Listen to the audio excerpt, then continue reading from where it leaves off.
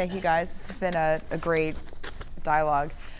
I'd like to start with you. I think in just sort of your role in particular, because you were, in the paper you wrote with Dave, you were sort of looking forward a few years. But if we look at where we are at a point in time in 12 months when it comes to programmatic across the entirety of television inventory, where do you think we are going to be if we took a snapshot sort of in each of those verticals of like national, scatter, what do you think is going to be the sort of early adopter? If we look at where the greatest efficiency is, where are we going to see the greatest acceleration? I think it behooves us to first define what programmatic is, right? And I know that's trite, everybody does it in every panel, but I really mean it from the perspective of, we started this discussion by saying linear programmatic. I think they're oxymorons, right? Linear can never be programmatic, and programmatic will never, ever be linear. Because linearness has this, concept where content and advertising are so linked, they're very kind of in unison. Whereas programmatic assumes that it's haphazard, right? It's random. It's obviously there's a method to that madness. There's an algorithm and intelligence feeding that. So if we define programmatic as mechanisms where you buy more than context, right? Just more than context, which is the program, right? On TV, it has already begun to seep in, right? Where you can now buy based on buying behavior that are overlaid on the program by itself. You can now buy based on mechanisms of VOD being addressable. There's a gold mine of DVR content, right? On average, you have 50, 60 hours of content lying on a DVR. DVR penetration is now close to 50%. All of that advertising is addressable, right? Because if you're watching a program from a year back that is stored in your hard disk, why should you be watching an ad that is a year old, right? So from that perspective, that would be the next frontier after VOD. To answer your question specifically, therefore, if you combine these elements and define them to be a programmatic, then the stride that the industry would have taken is quite a bit, right? Vis-a-vis, if you define programmatic to be every ad is addressable and it is executed on the basis of multiple signals, including which audience is seeing that ad as an individual basis, then the progress is much, much lower.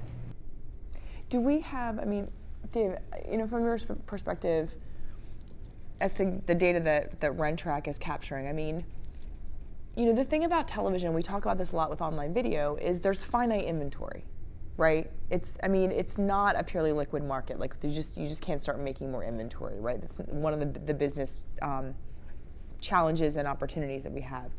But do we really have a clear sense of seeing a measurable ROI if we don't look at attribution or media mix modeling, but just from the performance of the media when we start to actually use targeted data sets? Do we have a clear sense of what ROI is that is unifying across the industry in a real sense?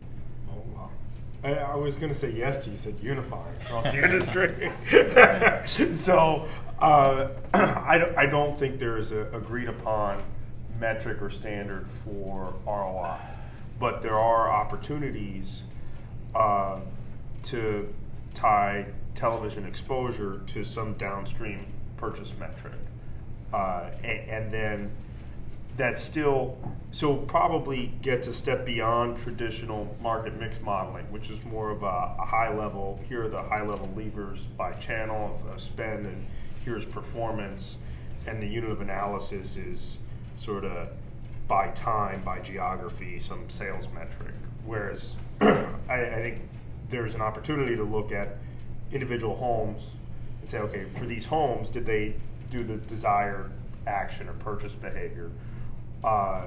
And that framework can borrow sort of legacy stuff from just almost both direct and digital campaign assessments. Now there's still, even in that space, a lot of discussion to be had as to, well, what are the appropriate attribution rules when there are multiple stimuli that have gone to the home related to that desired purchase event.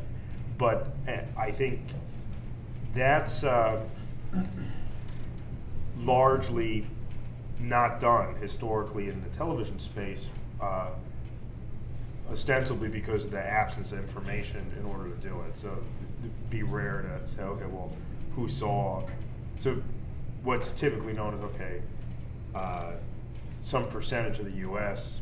saw this ad or this ad, but not did they then, the specific homes that saw that ad, did they do the desired call to action? So there are opportunities for that, but even in there, there's probably a lot of discussion to be had as what's the right way to make assessment and attribution. Right. I think I still think though that if you look at the vast majority of those TV dollars, and TV viewership is still growing, right? And interesting enough, it grows exponentially when you include digital elements to it. So the recent Olympic Games, NBC putting the video content as well, it really helped boost the digital is what has made NBC turn a profit for the first time the last 2 games.